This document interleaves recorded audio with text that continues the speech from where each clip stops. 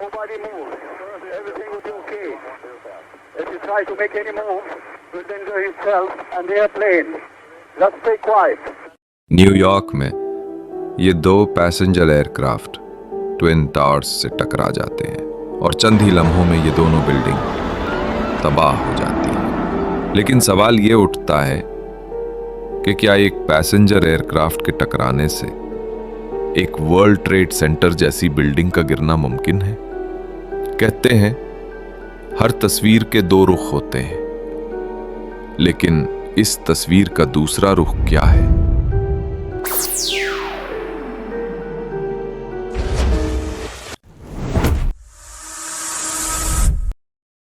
ग्यारह सितंबर 2001 Boston airport पे सुबह के 7:30 बज रहे हैं और सब कुछ रूटीन के मुताबिक है।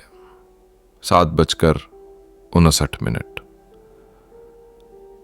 और अब इस एयरपोर्ट से American Airlines flight AA-11 take off कर जाती है और इसकी मंजिल है लॉस एंजलिस एयरपोर्ट।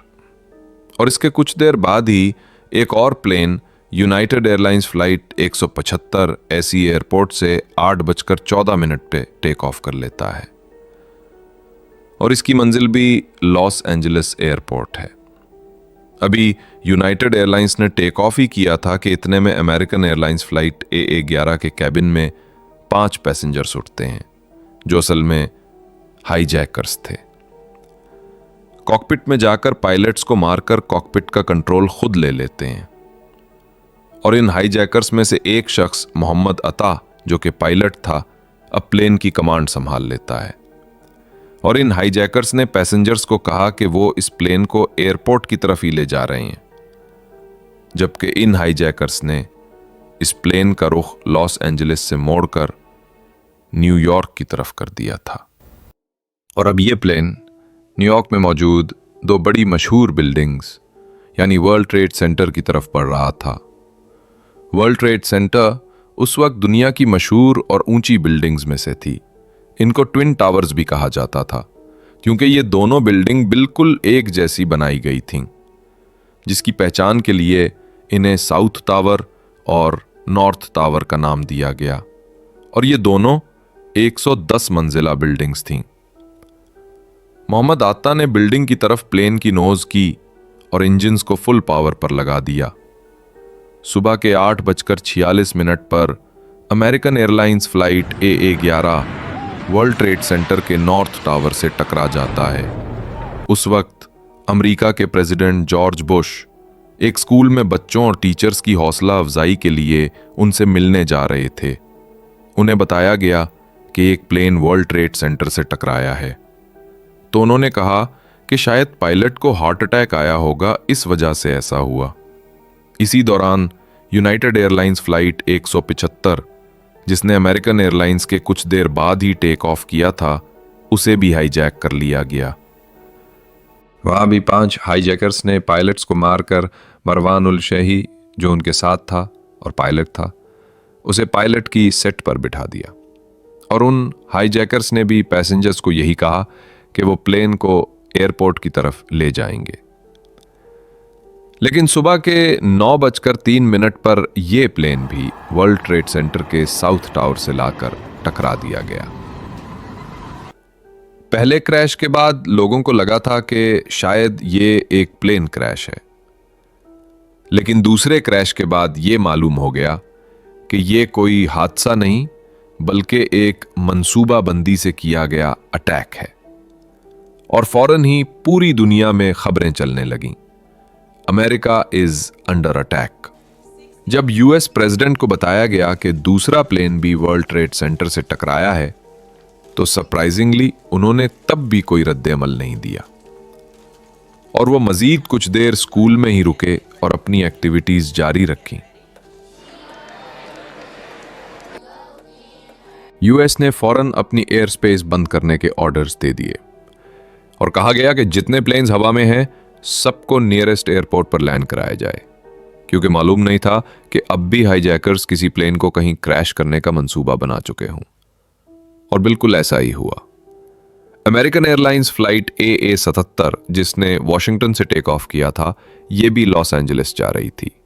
लेकिन यहां भी बिल्कुल उसी तरह हाईजैकर्स ने पायलट्स को मारकर अपने पायलट हानि हंजूर को बिठा दिया और इनका टारगेट था पेंटागन।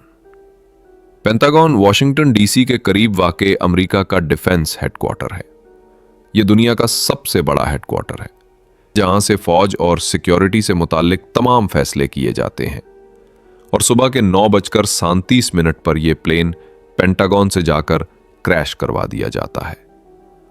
जब एयर स्पेस खाली कराने के लिए प्लेन से राब्ता किया जाता है तो एक प्लेन ऐसा भी था जिससे राब्ता नहीं हो पा रहा था, यूनाइटेड एयरलाइंस फ्लाइट 99। इस प्लेन ने सुबह के 8:42 पर न्यूयॉर्क से टेक ऑफ किया था और उसकी मंजिल थी सैन फ्रांसिस्को। लेकिन यह प्लेन भी पिछले 3 प्लेन्स की तरह हाईजैक कर लिया गया और पायलट्स को मारकर हाईजैकर्स अपने पायलट जियाद जर्रा को प्लेन संभालने के लिए बिठा देते हैं। लेकिन पूरे यूएस में यह बात फैल चुकी थी कि प्लेन्स को हाईजैक करके क्रैश कराया जा रहा है। इसलिए लोगों ने अपने जानने वालों से जो उस वक्त किसी फ्लाइट में सफर कर रहे थे राब्ता करना शुरू कर दिया ताकि जान सकें कि कहीं उनके प्लेन में भी ऐसा कुछ तो नहीं।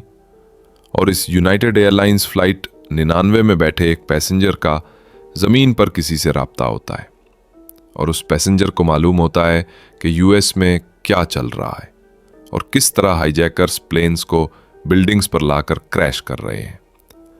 और इस पैसेंजर ने फौरन बाकी पैसेंजर्स को खबर दी कि ये पायलट लैंड नहीं कराने वाला बल्कि ये क्रैश करने के लिए ले जा रहे हैं।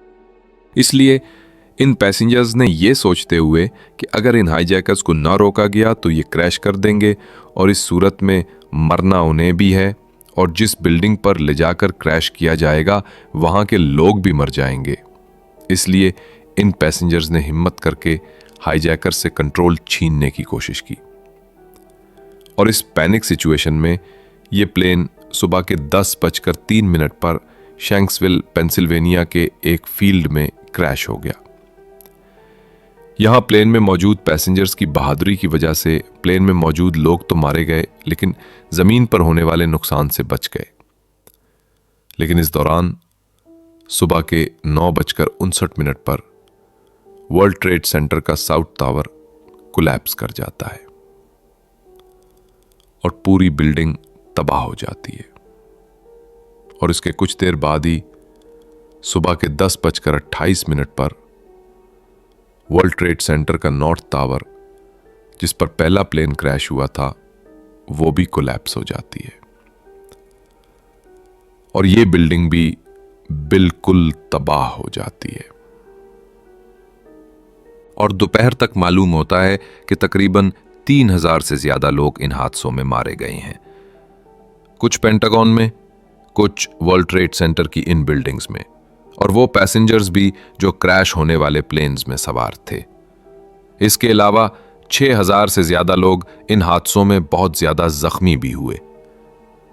अमेरिका का कहना था कि इन हादसों के पीछे अल-कायदा के फाउंडर उसामा बिन लादेन का हाथ है, लेकिन ये खबर सुनकर उसामा बिन लादेन ने पहले तो डिनाई किया कि वो इन अटैक्स में शामिल नहीं है। लेकिन फिर 2004 में जब यूएस में इलेक्शंस चल रहे थे उस वक्त उसामा बिन लादेन की स्टेटमेंट वायरल होती है जिसमें वो इस बात को एक्सेप्ट करता है कि 9/11 का मास्टरमाइंड वो खुद है। उसामा बिन लादेन का कहना था कि उनके ये सब करने के पीछे ये रीजंस थे कि अमेरिका मिडिल ईस्ट में बहुत ज्यादा इंटरफियर कर रहा है और यहां मुस्लिम्स पर जुल्म कर रहा है। उसका कहना था कि अमेरिका सऊदी अरेबिया से कोलैब करके वहां अपने ट्रुप्स भेज रहा था, अफगानिस्तान में इंटरफियर कर रहा था, इराक के खिलाफ सैंक्शंस और बॉम्बिंग में शामिल था, लिबनन में मुस्लिम्स पर होने वाले जुल्म को सपोर्ट करने लग रहा था और इजराइल को पैलेस्टाइन के खिलाफ सपोर्ट कर रहा था। इसलिए उसामा का मानना था कि अमेरिका को बैकफुट पर धकेलना जरूरी है और इसीलिए उसने ये सब प्लान किया। लेकिन 9/11 के बाद ये सब कम होने के बजाय और ज्यादा बढ़ गया। अमेरिका में मुस्लिम्स पर जुल्म होने लगा, यहां तक कि मुस्लिम समझकर सिख्स पर भी जुल्म होने लगा। अमेरिका ने उसामा को पकड़ने के लिए अफगानिस्तान में घुसना शुरू कर दिया और अफगानिस्तान अमेरिका वॉर शुरू हो गई। लेकिन काफी अरसे तक यूएस उसामा को ढूंढ नहीं पाया था। फाइनली 9/11 के तकरीबन 10 साल बाद यूएस को पता लगा कि ओसामा अफगानिस्तान में नहीं बल्कि पाकिस्तान में है। और फिर 2011 में यूएस ने पाकिस्तान में ओसामा के खिलाफ एक ऑपरेशन किया और उसे पाकिस्तान में मार दिया गया। और कुछ ही वक्त में अलकायदा और ओसामा के घर वालों ने भी इस बात को एक्सेप्ट कर लिया। लेकिन अफगानिस्तान अमेरिका वॉर ओसामा के मारे जाने के बाद भी बंद नहीं हुई, बल्कि अमेरिका का मानना था कि अलकायदा का खात्मा करना होगा ताकि ये दोबारा पावर में ना आ सकें। और ओसामा ने जिन रीजंस पर 9/11 अटैक प्लान किया था वो और भी बढ़ने लगे। यूएस ने उसके बाद और भी ट्रूप्स मिडिल ईस्ट में मुस्लिम ममालिक में भेजे, इजराइल को और ज्यादा सपोर्ट करने लगा, इराक में हालात और खराब हुए। 2003 में इराक में सद्दाम हुसैन के खिलाफ ऑपरेशंस हुए और इराक में उनकी हुकूमत को गिरा दिया गया और बाद में सद्दाम हुसैन को इराक कोर्ट के ऑर्डर पर फांसी दे दी गई। ये 9/11 में होने वाले वाक़े की तस्वीर का एक रुख है, जबकि इस हादसे का एक और रुख भी है। वो ये कि ये सब होने के बाद कुछ लोगों का मानना था कि 9/11 अमेरिका ने खुद प्लान किया और उसके कई रीजंस भी दिए गए। कुछ लोगों का मानना था कि एक पैसेंजर एयरक्राफ्ट के टकराने से 110 मंजिला बिल्डिंग का मुकम्मल तबाह हो जाना ये पॉसिबल नहीं है। 2020 में कराची में एक प्लेन घर की छत पे गिरा, लेकिन उस घर का स्ट्रक्चर मुकम्मल तबाह नहीं हुआ। अब यहां सवाल आता है कि वो प्लेन इंजन्स बंद होने की वजह से बहुत कम स्पीड से गिरा था और 9/11 में पायलट्स ने इंटेंशनली प्लेन की स्पीड बढ़ाकर उस बिल्डिंग से क्रैश किया, जिसकी वजह से ये बिल्डिंग मुकम्मल तबाह हो गई। लेकिन एम्स्टरडैम में भी 4 अक्टूबर 1992 को एक ऐसा वाकया हुआ था जहां एल फ्लाइट 1862 जो इजरायली कार्गो प्लेन था, लैंडिंग से पहले आउट ऑफ कंट्रोल हो जाता है और नोज डाइव करता हुआ एक 11 मंजिला रेजिडेंशियल अपार्टमेंट से टकरा जाता है। यह भी इंटेंशनली नहीं था, लेकिन प्लेन की स्पीड ज्यादा थी और यह एक कार्गो प्लेन था जिसका वेट एक पैसेंजर प्लेन से ज्यादा होता है और यह एक बोइंग 747 जंबो जेट था। लेकिन जिस अपार्टमेंट से यह प्लेन टकराया, वहां भी जिस हिस्से से प्लेन टकराया वो हिस्सा तो तबाह हुआ, लेकिन बिल्डिंग का स्ट्रक्चर मुकम्मल तबाह फिर भी नहीं हुआ। इसीलिए कुछ लोगों के दिल में सवाल आया कि वर्ल्ड ट्रेड सेंटर की बिल्डिंग्स कैसे मुकम्मल तबाह हो गईं। एक और रीजन यह भी दिया गया कि जब अमेरिकन प्रेसिडेंट को पहले क्रैश की खबर दी गई तो उन्होंने कोई रिएक्ट नहीं किया और इसे एक्सीडेंट समझा। लेकिन जब दूसरा क्रैश हुआ तब यह बात समझ आ चुकी थी कि यह एक्सीडेंट नहीं बल्कि अटैक है। लेकिन जॉर्ज बुश को जब दूसरे क्रैश की खबर दी गई तो उन्होंने तब भी कोई इमीडिएट एक्शन नहीं लिया और स्कूल में अपनी एक्टिविटीज कंटिन्यू रखी। लेकिन अगर ऐसा था तो अमेरिका का ऐसा करने में क्या फायदा था? इस पे लोगों का मानना यह था कि ऐसा करने से अमेरिका को एक रीजन मिल गया कि अब वो खुल के मिडिल ईस्ट में इंटरफेरेंस कर सकते हैं, और फिर ऐसा हुआ भी। लेकिन याद रहे, इस हादसे के कुछ अरसे बाद उसामा बिन लादेन ने एक्सेप्ट किया था कि ये सारी प्लानिंग्स उन्हीं की थी। इस पे आपकी क्या राय है? कमेंट में जरूर मेंशन करें।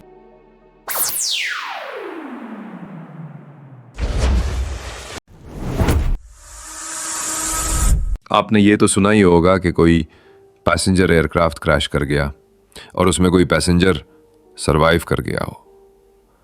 लेकिन क्या आपने कभी ये सुना है कि कोई प्लेन सेफली लैंड कर गया हो लेकिन उसमें कोई पैसेंजर सरवाइव ना कर सका हो?